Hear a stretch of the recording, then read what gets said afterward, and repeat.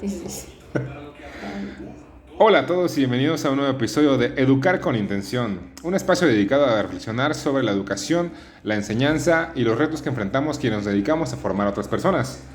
El episodio de hoy hablaremos sobre un tema fundamental para cualquier docente, la planeación didáctica y el papel del profesor dentro del proceso educativo. Para hacerlo tendremos una entrevista muy especial. Hoy tenemos frente a nosotros a dos importantes referentes para reflexionar sobre la importancia de la práctica docente. Con ustedes, John Dean y Susana Aberman.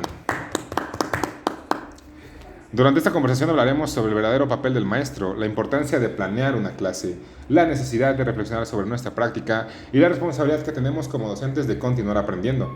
Así que sin más, comencemos. Profesora Joan Dean, bienvenida. Muchas gracias por acompañarnos. Para comenzar quisiera hacer una pregunta que puede parecer sencilla, pero considero fundamental. La pregunta dice, ¿cuál considera que es el verdadero rol del maestro? buenas tardes, gracias por la invitación. Considero que el papel del maestro va mucho más allá de transmitir solo información. El docente tiene la responsabilidad de organizar y facilitar las condiciones necesarias para que los estudiantes puedan realmente aprender. El profesor debe conocer a sus alumnos, comprender sus necesidades y reconocer que no todos aprenden de la misma manera. Por eso debe ser capaz de tomar decisiones sobre la organización del tiempo, los espacios, los recursos y las actividades que utilizará en el aula.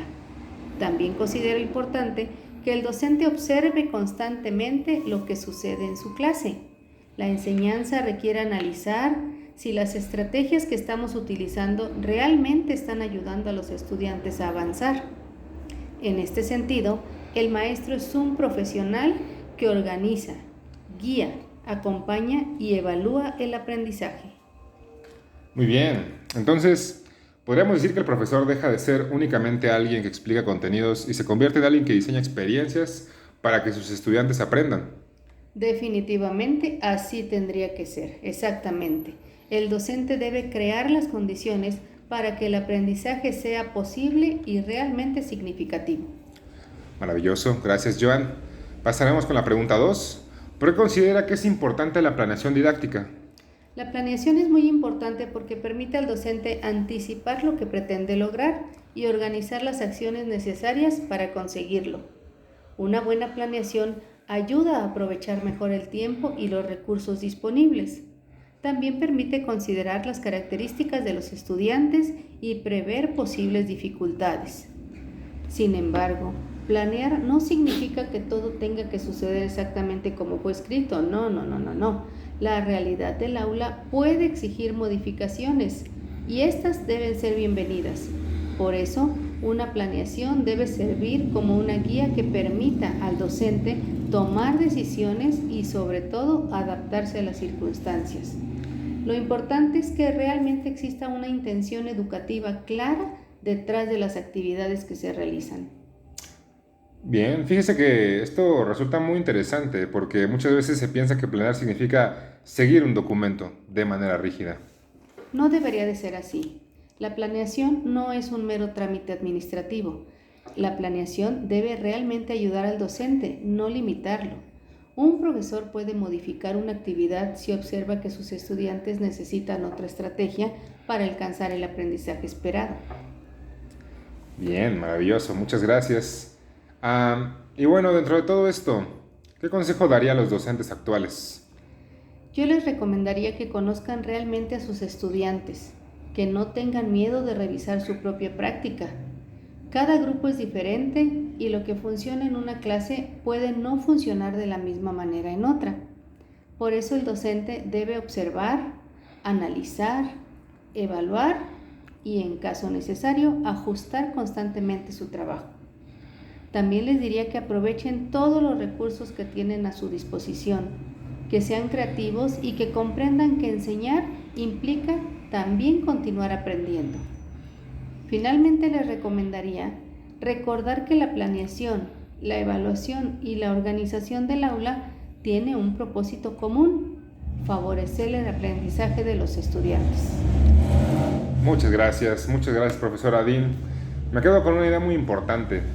Planear no significa eliminar la flexibilidad, sino prepararnos para responder mejor a lo que ocurre en el aula. Así es. Ahora damos paso a nuestra segunda invitada. Muchas gracias, Joan Dean. Un aplauso para Joan Dean, por favor. Un honor tenerla con nosotros. Ahora damos paso a la segunda invitada, Susana Aberman. Profesora Aberman, gracias por acompañarnos. Quisiera comenzar preguntándole, ¿qué significa ser un docente reflexivo? Gracias a ustedes por la invitación. Ser un docente reflexivo significa tener la capacidad de analizar nuestra propia práctica y preguntarnos constantemente qué estamos haciendo, por qué lo hacemos y qué resultados estamos obteniendo. Un profesor reflexivo no se limita a repetir estrategias porque siempre las ha utilizado. Por el contrario, observa la respuesta de sus estudiantes y reconoce tanto sus aciertos como sus áreas de oportunidad.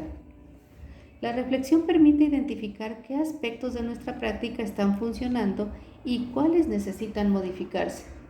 También implica estar dispuesto a cuestionar nuestras propias ideas y reconocer que siempre existe la posibilidad de mejorar.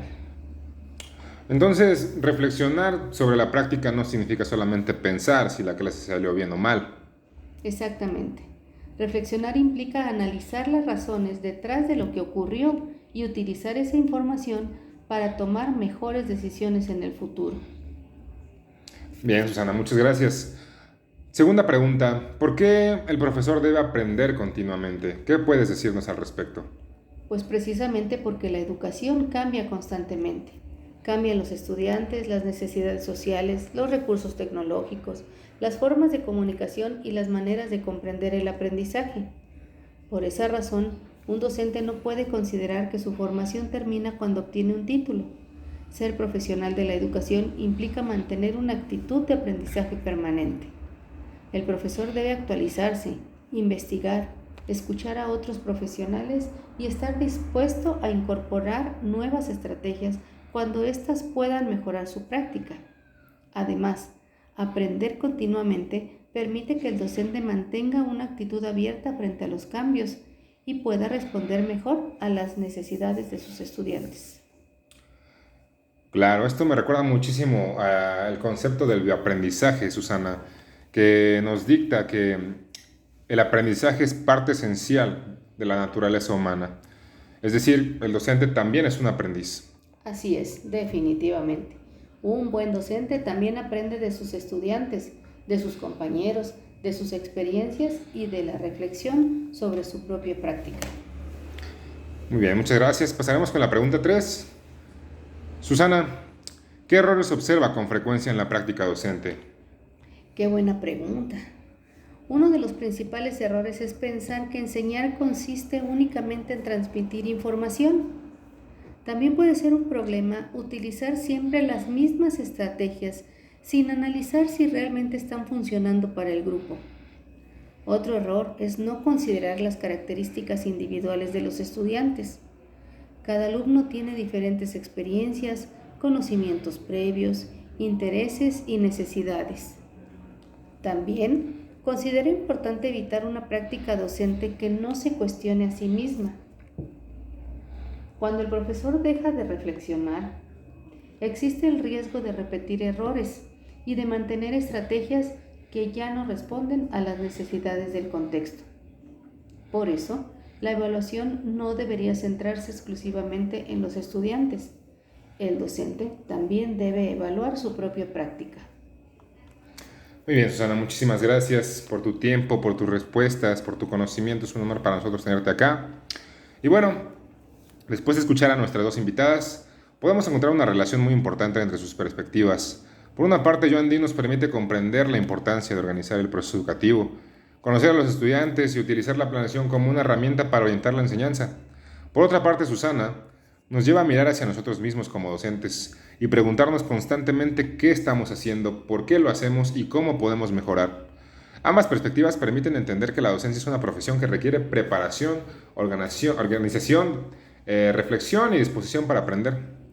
La planeación entonces no debería entenderse como un trámite que se realiza únicamente para cumplir con una obligación, sino una herramienta que ayuda a darle sentido e intención a nuestra práctica.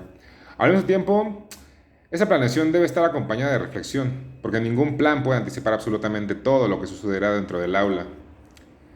Y bueno, estamos por despedirnos de este episodio y con esta reflexión llegamos al final de nuestro episodio de Educar con Intención.